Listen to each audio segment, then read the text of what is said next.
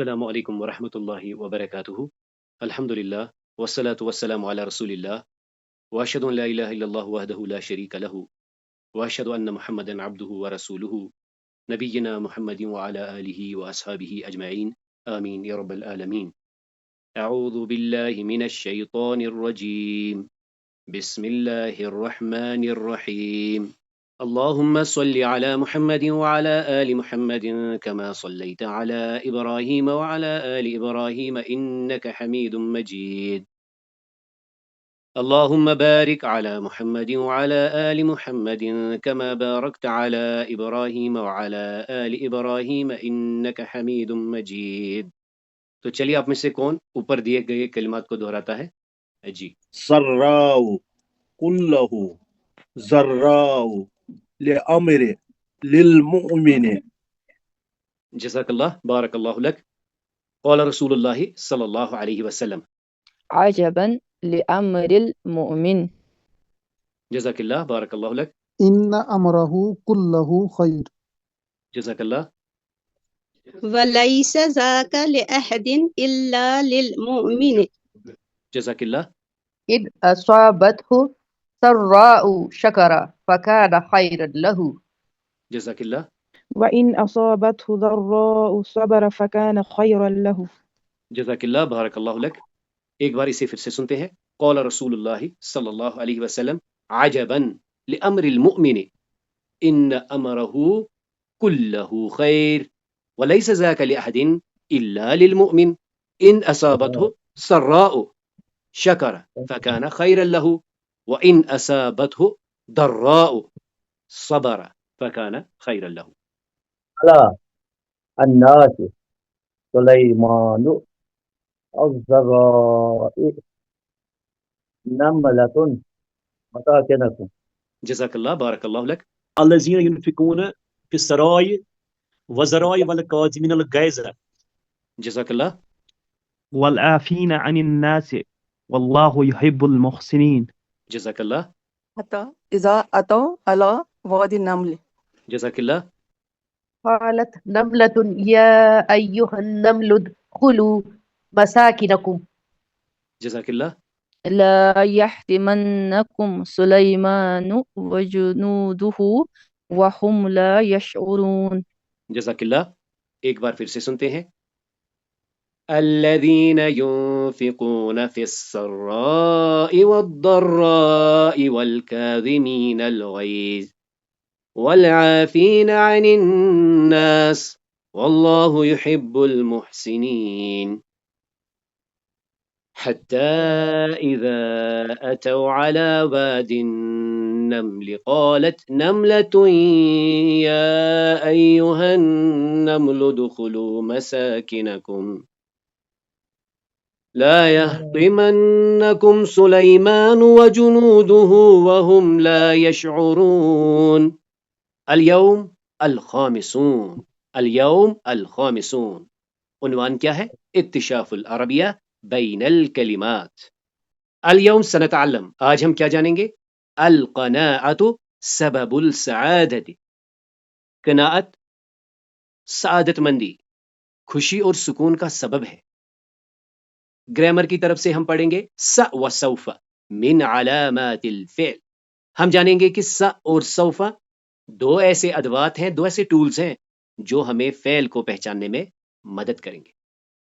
ہم قرآن کریم کی ایک سورت کا مطالعہ کریں گے، اس کی کچھ آیات دیکھیں گے جس کا تھیم، جس کا عنوان کیا ہے؟ فتنۃ التکاثر، تکاثر کا فتنہ کیا ہے؟ اشر الی السورہ التي تسمع اسمها۔ الزيتون با البلد الأمين جيم التين دال طور سينين ألف۔ جزاكم الله، بارك الله لكما۔ سمي هذه الصور على ترتيب الأبجدية۔ طور سينين، الزيتون، البلد الأمين، التين۔ جزاک اللہ، بارک اللہ لک۔ اب آئیے آج ہم کچھ نئے مفردات جاننے کی کوشش کریں گے۔ اشر إلى الصورة التي تسمع اسمها. المقبرة با با. زرتم جيم ألهاكم ألف تكاثر. دال جزاک اللہ بارک اللہ لک. سب سے پہلا ورڈ ہے تکاثر. تکاثر کیا ہوتا ہے؟ یعنی ایک دوسرے کے ساتھ کمپیٹ کرنا، مقابلہ کرنا، خاصتاً مال کے بارے میں. مال کے بارے میں ایک دوسرے کو پیچھے کرنے کی یہ جو کوشش ہے اسے کہتے ہیں تکاثر. التکاثر.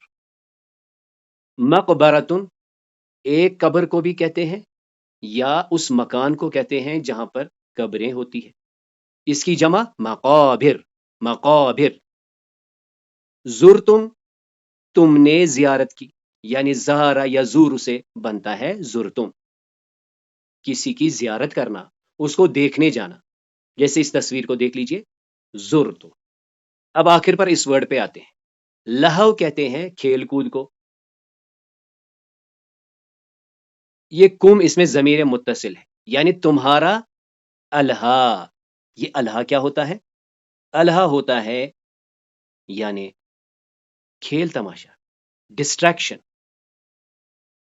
الہاکم تمہارا دور ہو جانا، غافل ہو جانا. جیسے اس تصویر میں دیکھ لیجئے، یہ شخص جو ہے بڑا پریشان ہے. یہاں سے کوئی چیز، یہاں سے کوئی چیز، یہاں سے کوئی اور چیز، یہاں سے کوئی اور چیز.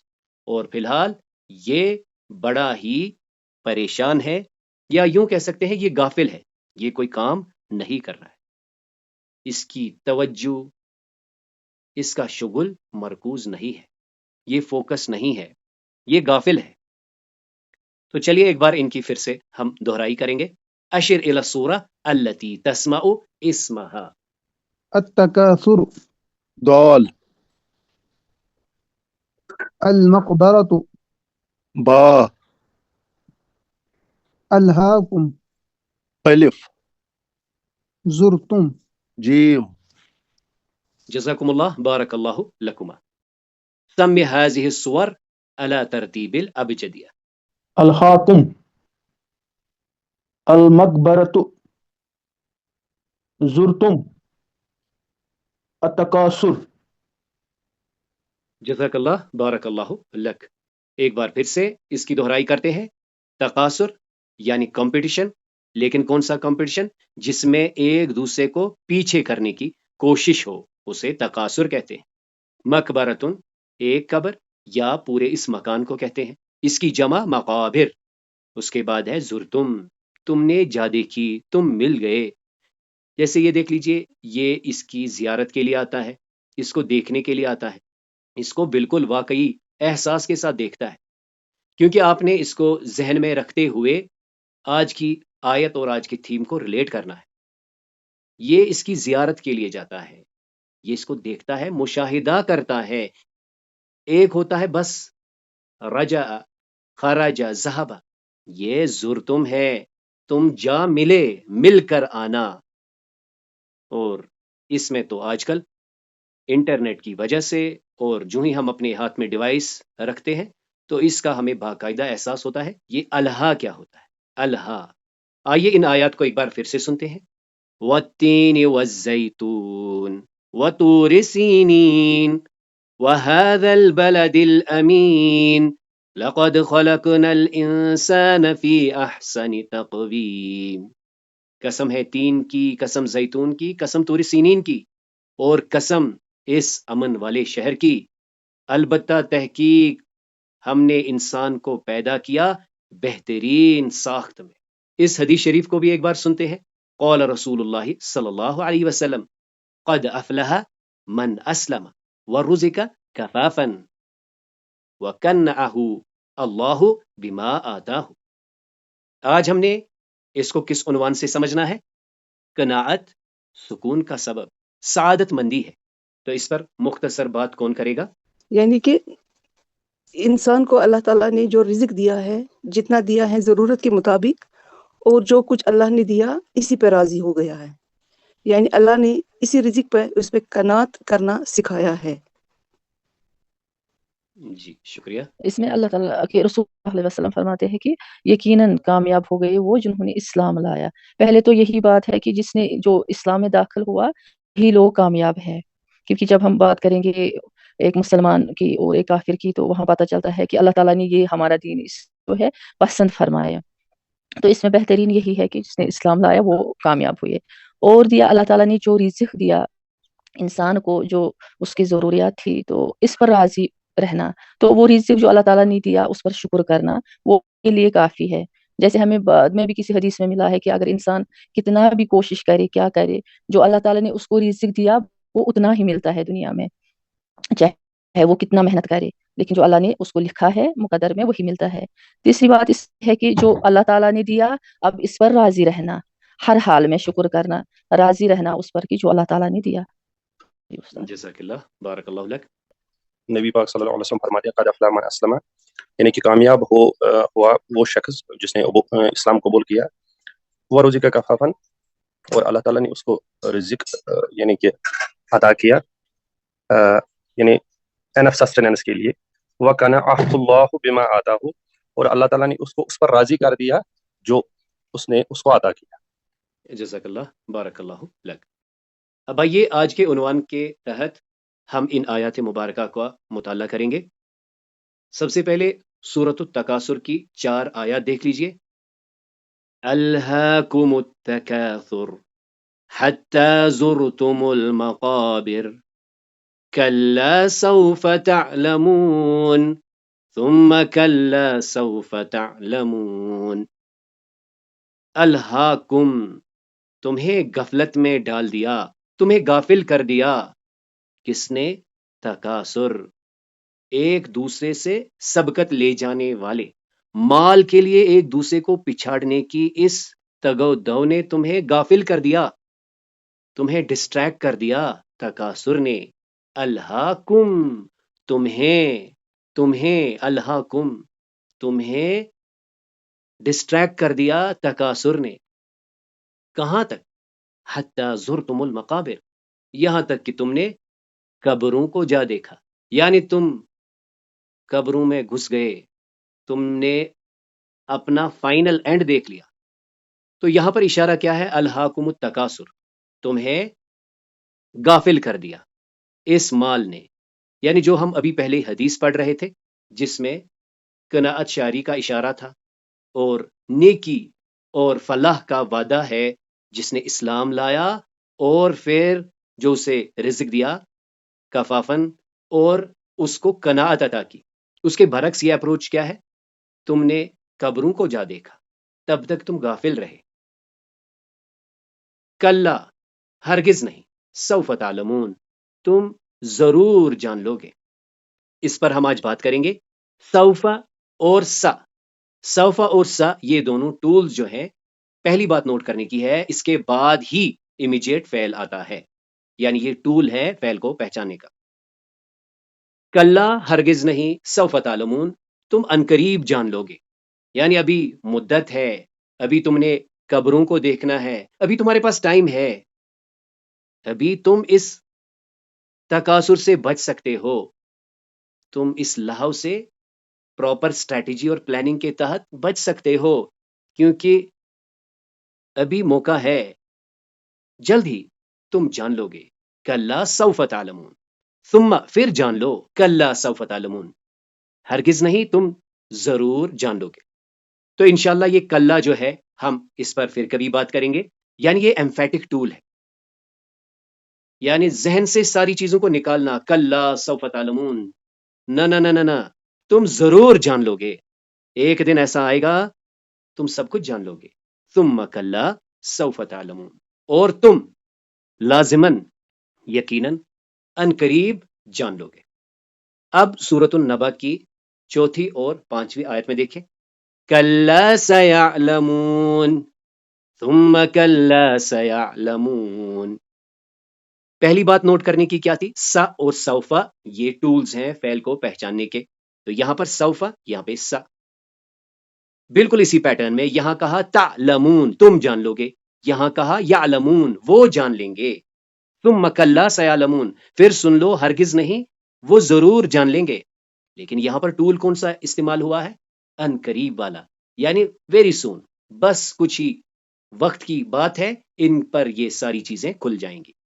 تو جب آپ سورۃ النبا کا مطالعہ کریں گے، وہاں پر جو بات ہے عما یتساءلون، یہ اس خبر کے بارے میں کہہ رہے ہیں جس کے بارے میں یہ اختلاف میں ہے، یعنی اللہ تعالیٰ نے پہلے تو ان کے ساتھ تم کہہ کے بات نہیں کی، وہ کہتے ہیں عما یتساءلون عن النبأ العظیم الذی ہم کر کے اللہ تعالیٰ نے ان کی بات بھی گوارا نہیں کی کہ ان کو تم کہہ کر پکارے، تو لہٰذا یہاں پہ کیا آیا؟ سیعلمون، وہ جلد ہی جان لیں گے۔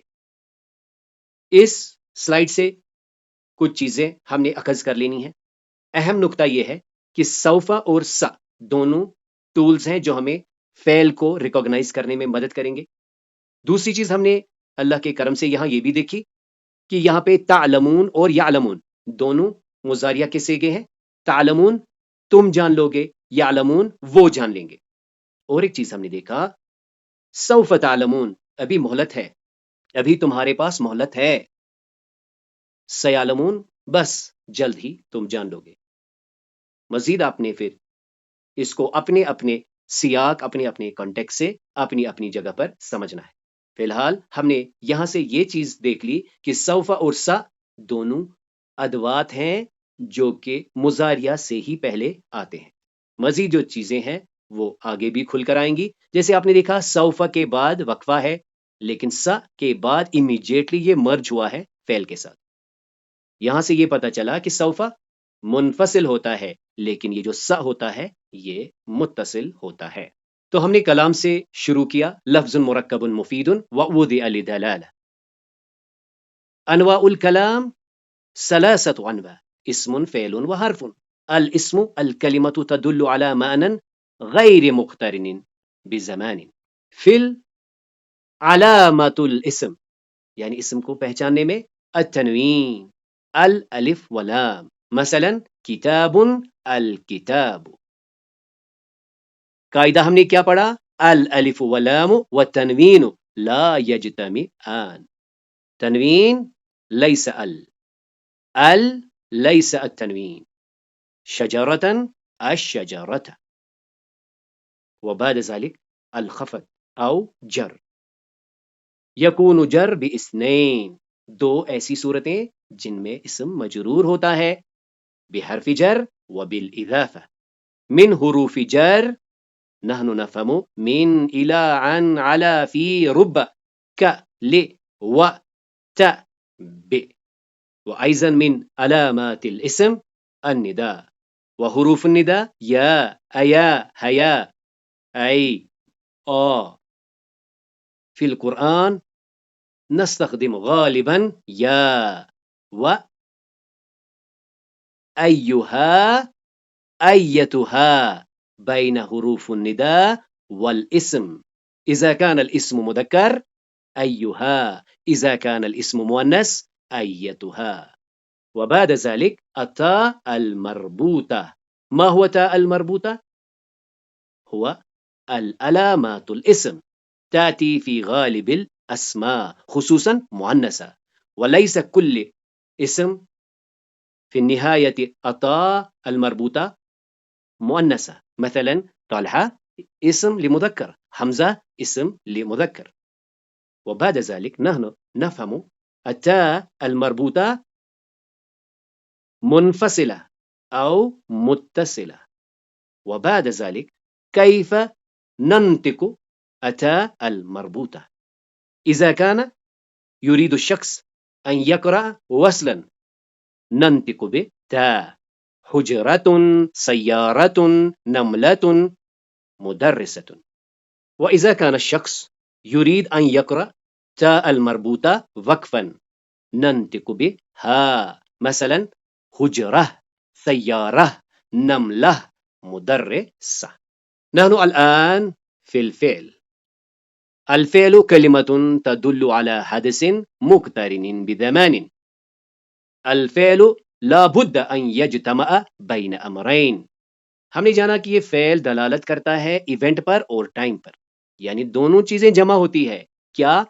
حدوث عمل او فعل والزمان وقوعه، ایک وہ کام، وہ عمل، اور زمانہ، ٹائم پیریڈ. امپورٹنٹ اور اہم ٹائپس آف افعال کون سے ہیں؟ الماضی والمضارع والامر. ماضی قبل زمن الکلام، ذهب ہو گیا، کام ہو گیا قبل زمان الکلام. المضارع الان او فی زمن الکلام. اور آج اللہ تعالیٰ کی توفیق سے ہم نے دیکھا کہ دو ایسے ٹول ہمیں مل گئے جس سے ہم اسے فیوچر کے لیے، مستقبل کے لیے مخصوص کر سکتے ہیں. مثلا سیذهب یا سوف یذهب. یعنی مضارعہ ایک کامن ٹینس ہے جو پریزنٹ اور فیوچر یعنی حال اور مستقبل کے لیے استعمال ہوتا ہے. اور امر یعنی امپیریٹیو ورب کہلاتا ہے جس میں ہم کسی کام کا حکم دیتے ہیں. اذهب قرآن کریم کی پہلی جو نازل شدہ آیت ہے اس کا پہلا ہی حرف کیا ہے؟ اقرا.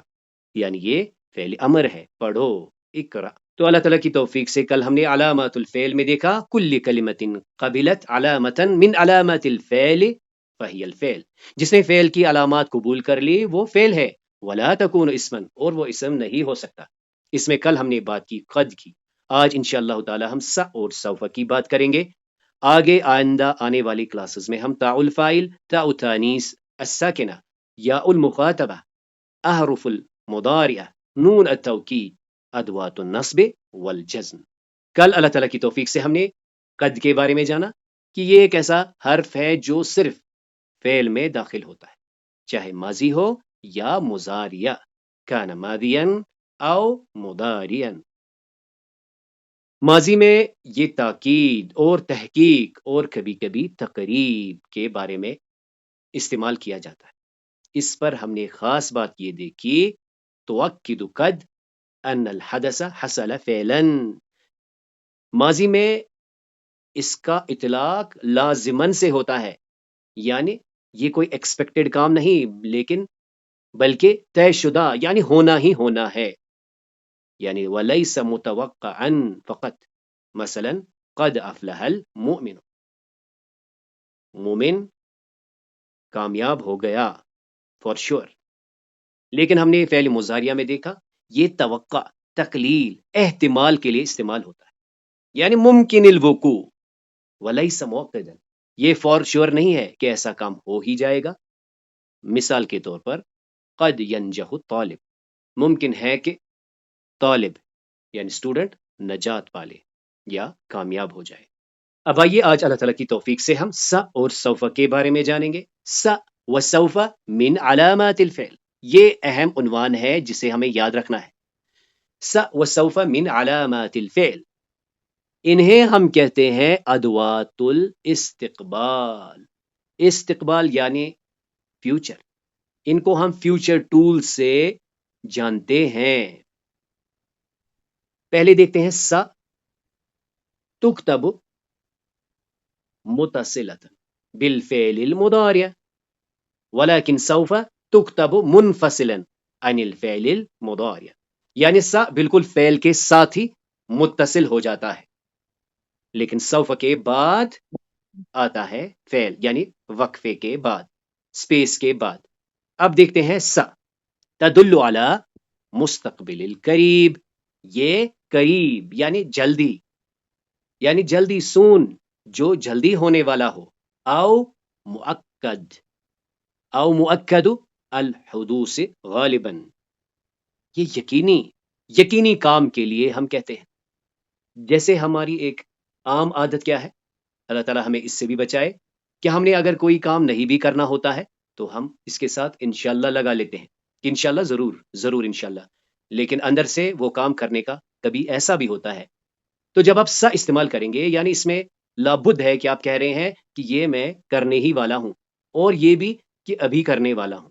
دو چیزیں اس میں سمجھنے کی ہے، ایک تو یہ کام جلد ہی ہوگا اور ضروری ہوگا، کرنا ہی کرنا ہے.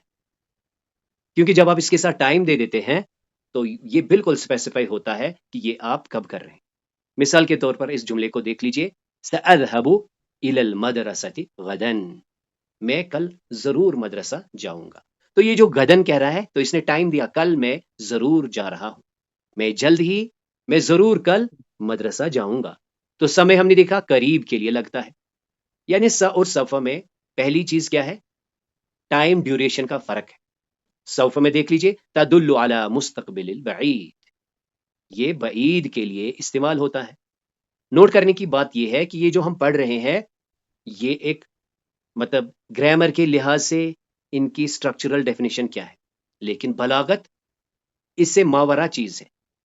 جیسے کسی چیز کو ایمفیسس کے لیے کبھی کبھی نکرہ لایا جاتا ہے، ویسے ہی سا اور سوف کے استعمال میں یعنی کانٹیکسٹ، ایونٹ، یہ سب چیزیں مد نظر رکھی جاتی.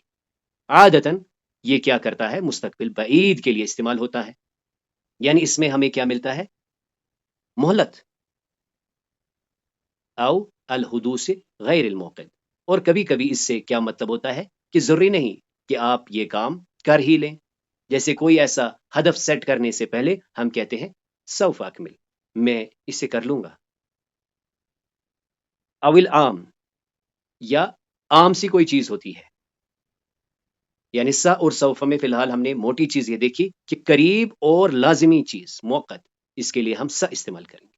اس مثال سے سمجھنے کی کوشش کریں گے. سوف اسافر العام القادم، میں جاؤں گا آئندہ سال، میں آئندہ سال جاؤں گا، میں آئندہ سال سفر پہ جاؤں گا. کچھ چیزیں ہم دیکھیں گے، سمرائز کریں گے. سا متصلاً آتا ہے، سوف منفصلاً آتا ہے. سا اور سوف دونوں ادوات الاستقبال ہیں، دونوں مضاریہ سے پہلے آتے ہیں. اور ایک امپورٹنٹ چیز جو ہم نوٹ کریں گے کہ اس سے کوئی فرق نہیں پڑتی، یعنی یہ عاملہ نہیں ہے، اس سے فعل پر کوئی اثر واقع نہیں ہوگا. یعنی یہ پہلے بھی اذهب تھا، اب بھی ساذهب، پہلے بھی اسافر تھا، اب بھی سوف اسافر. اب یہ جو ٹائم کا اطلاق ہے یا کام کی سرٹنٹی ہے، یہ ہم کنٹیکسٹ سے بھی بہترین طور پر ریپریزنٹ کر سکتے ہیں اور سمجھ سکتے ہیں. ایک بار پھر سے ایک اور مثال سے اس کو سمجھنے کی کوشش کریں گے. آج کا عنوان تھا سا اور سوف، یہ علامات الفعل میں سے ہے، ان کو ہم ادوات الاستقبال بھی کہتے ہیں. سا اور سوف، سا میں ہم نے جانا مستقبل قریب اور موقع سرٹنٹی کے ساتھ. سوف مستقبل بعید اور عام سی چیز ہے، یعنی لازم نہیں کہ یہ کام ہو ہی جائے یا میں کرنا ہی چاہتا ہوں. لیکن پھر سے ہم یاد رکھیں گے کہ جب بھی ہم کہیں پہ اس کا اطلاق کریں گے ہم بلاغت کے عنصر کو بھی جانیں گے. جیسے آج کی جو 2 آیات ہم نے دیکھی، جب ہم نے سوف کے بارے میں جانا تو ہم نے وہاں پہ اس پر بات کی کہ ہمیں ٹائم مل رہا ہے، یعنی اللہ تعالیٰ یہ آیت بتا کے ہمیں جھنجھوڑ رہے ہیں کہ ابھی تمہارے پاس وقت ہے. کلا سوف تعلمون، اگر تم تکاثر سے بچ گئے یو ہیو ٹائم.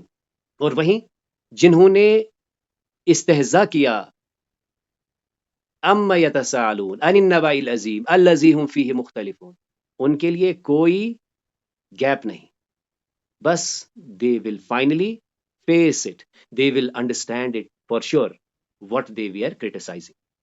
ایک اور مثال سے یہاں سمجھنے کی کوشش کرتے ہیں. سأزور صدیقی هذا المساء، یعنی آج شام، آج ایوننگ میں اپنے دوست سے ملنے جاؤں گا. سوف اتعلم اللغة الصینیہ، میں چائنیز ضرور سیکھوں گا، میں چائنیز سیکھ کر ہی رہوں گا. ان آیت کریمہ کو ایک بار پھر سے دیکھ لیتے ہیں. الہاکم التکاثر حتی زرتم المقابر، کلا سوف تعلمون ثم کلا سوف تعلمون، کلا سیعلمون ثم کلا سیعلمون، تم ضرور جان لو گے، وہ ان قریب جان لیں گے. اب آئیے ایک چھوٹی سی پریکٹس کریں گے. 4 مائکس ہم آن کریں گے. ایک ماضی بولے گا، دوسرا مضارعہ بولے گا، تیسرا اس کو سا کے ساتھ اور چوتھا اس کو سوف کے ساتھ ادا کرے گا. جی. كتب يكتب سيكتب سوف يكتب قرأ يقرأ سيقرأ سوف يقرأ جلس يجلس سيجلس سوف يجلس قام يقوم سيقوم سوف يقوم دخل يدخل سيدخل سوف يدخل. جزاکم اللہ، بارک اللہ لکم جميعا. تو آپ نے یہاں پر نوٹ کر لیا کہ ہم نے اس کے ساتھ متصل کر دیا، سوف منفصل کر دیا. مزید آپ نے دیکھا کہ مضارعہ کے بعد جب ہم نے ان ادوات کو استعمال کیا تو اعراب پر کوئی فرق نہیں پڑی. ماذا تعلمنا اليوم؟ آج ہم نے کیا دیکھا؟ سب سے پہلے ہم نے جو کل حدیث شریف پڑھی تھی اس کو ایک بار پھر سے جانا. آج ہم نے اس کو قناعت کے عنوان سے پھر سنا اور سمجھنے کی کوشش کی، یعنی القناعت سبب السعادہ، کہ قناعت جو ہے یہ سعادت مندی ہے، یہ خوشی اور سکون کا سبب ہے. گرامر میں سے ہم نے س اور سوف کے بارے میں جانا کہ یہ علامت الفعل میں سے ہے، اور خاصتاً اب آپ کو معلوم یہ بھی ہو گیا کہ یہ صرف مضارعہ میں لگتا ہے اور مضارعہ کو بالکل فیوچر کے لیے یعنی مستقبل کے لیے خاص کر دیتا ہے. آخر پر ہم نے فتنۃ التکاثر کی شرح کی کہ یہ جو تکاثر کا فتنہ ہے اس سے بچنے کے لیے ہم نے کیا کرنا ہے، یہ جو الہا ہے، یہ جو لہو ہے، اس سے دور رہنا ہے. تو اللہ تعالیٰ مجھے اور آپ کو اس الہا سے، اس تکاثر سے یعنی اس فتنے تکاثر سے بچنے کی توفیق عطا فرمائے. تو اس کلاس میں جو بھی خیر تھا، جو بھی خوبی تھی، وہ محض اللہ کے کرم سے تھی. اس میں جو بھی کمی کوتاہیاں تھی وہ میری اور شیطان کی طرف سے تھی. سبحانک اللہم و بحمدک، نشہد ان لا الہ الا انت، نستغفرک و نتوب الیک.